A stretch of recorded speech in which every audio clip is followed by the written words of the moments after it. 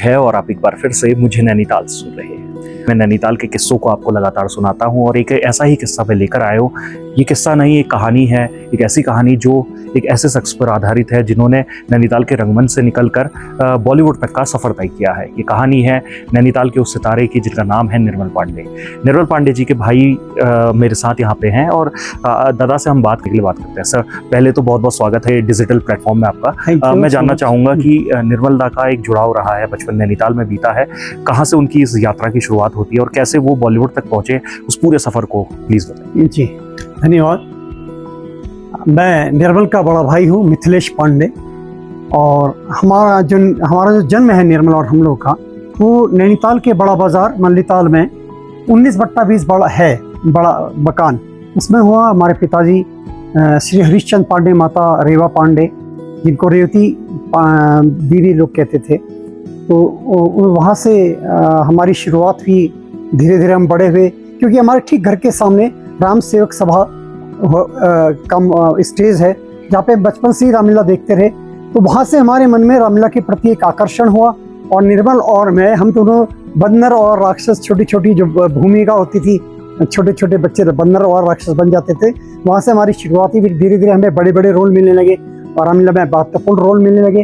तो वहाँ से फिर हम जब CRST इंटर कॉलेज नैनीताल में आए, शुरू में तो हमारी जो निर्मल की प्रारंभिक शिक्षा हुई वो नर्सरी किन्नर गार्डन स्कूल, म्यूनिसिपल स्कूल है लाइब्रेरी के सामने, वहाँ पे हुई।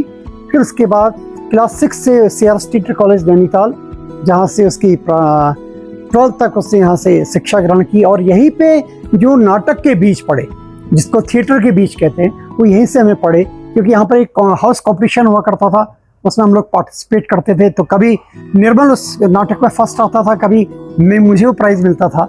और यहीं पे हमारे एक साथी हरीश सिगराड़ा, उनके लिखे नाटक भी हम करते थे और अन्य राइटर्स के भी नाटक करते थे। फिर जब डिग्री कॉलेज में आए, DSB परिसर विद्यालय में, महाविद्यालय में, तो वहाँ से फिर वहाँ पे भी हर वर्ष हर विभाग के करीब 16 नाटक हुआ करते थे। तो 16 नाटकों का ये भी एक बहुत बड़ा DSB का इतिहास है, जो कि आज लुप्त प्राय हो चुका है। तो यहाँ पर बहुत अच्छे और बड़े बड़े राइटर्स के नाटक किए। और निर्मल ने उसके बाद DSB से MCOM, पहले तो उसने BCom किया, फिर उसने MA इकोनॉमिक्स से किया, और उसके बाद वो उसका चयन हो गया यहाँ सरकारी डिपार्टमेंट में, तो ब्लॉक में जब वो सीनियर अकाउंटेंट से, उसको फिर जब वो junior accountant CRST college Nainital में जब हाउस कॉम्पिटिशन हुआ करते थे, अशोक, राणा, अकबर, तमाम 4 हाउस थे यहाँ पर। तो उसमें हम लोगों ने जब पार्टिसिपेट्स किए, करीब 4 वर्ष लगातार नाटकों में भाग लिया CRST कॉलेज में, और हर वर्ष निर्मल को या तो बेस्ट एक्टर मिलता था या मुझे मिलता था। तो ये भी एक बहुत अच्छी बात है। और धीरे धीरे वो बीज आगे बढ़ते गए। जब निर्मल DSB परिसर महाविद्यालय में पहुंचा नैनीताल के, तो वहाँ भी हर वर्ष वार्षिकोत्सव के समय में ड्रामा हाउस ड्रामा कॉम्पिटिशन्स हुआ करते थे।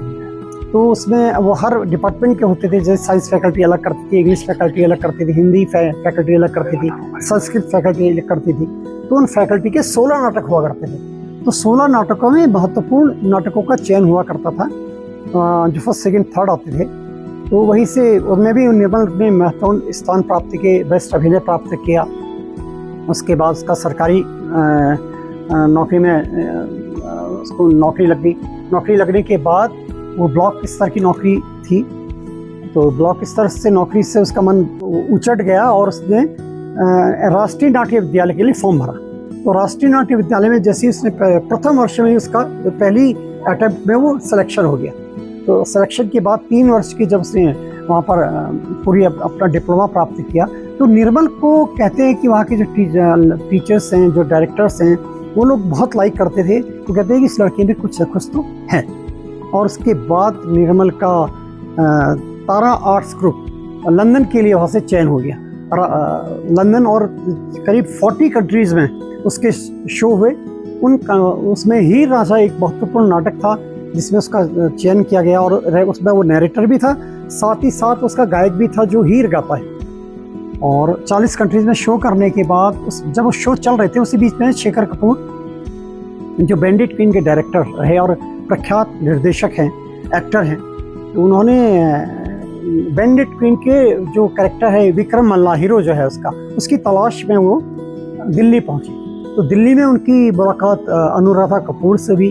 तो अनुराधा कपूर को जब उन्होंने बताया कि मैं बैंडिट क्वीन की तलाश कर रहा हूँ, लगभग इसे पूरी हो गई है और मनोज वाजपेयी इसके लिए सेलेक्ट कर ले गए हैं। लेकिन उसी बीच अनुराधा ने कपूर ने कहा एक लड़का और है निर्मल पांडे भी वहाँ गया है, लंदन तारा आर्ट्स ग्रुप में के संग गया है, आप उसको देखिए, उसकी फोटो वगैरह ग्राफ्स वगैरह निर्मल को दिखाई। तो शेखर कपूर ने कहा ये मेरा विक्रम मल्ला है, और तुरंत निर्मल का जो सिलेक्शन हो गया वो विक्रम मल्ला के लिए हो गया। और जैसे ही निर्मल इंडिया पहुंचा तो बैंडिट क्वीन की शूट शुरू हो गया था।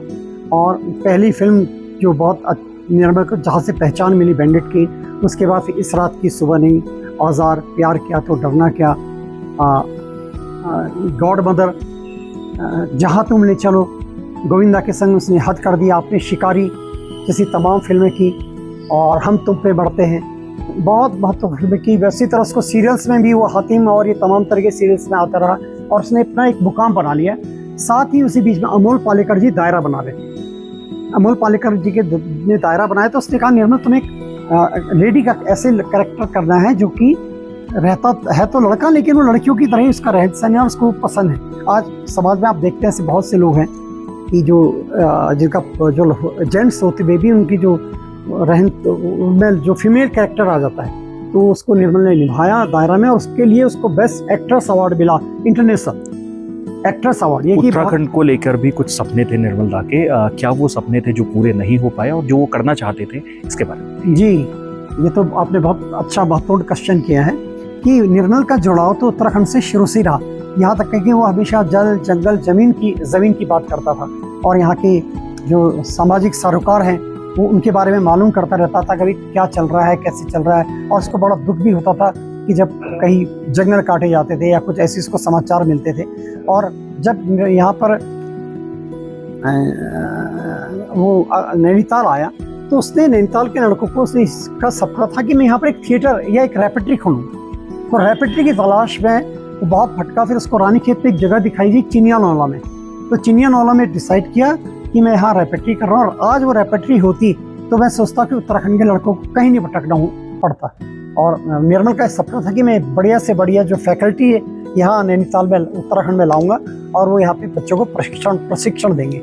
लेकिन वो उसका सपना अधूरा रह गया क्योंकि 2010 में उसकी अकस्मात मृत्यु हो गई, तो सपना ही रह गया। ठीक है, ये थे मेरे साथ मिथिलेश दादा, जो कि निर्मल पांडे जी के भाई हैं।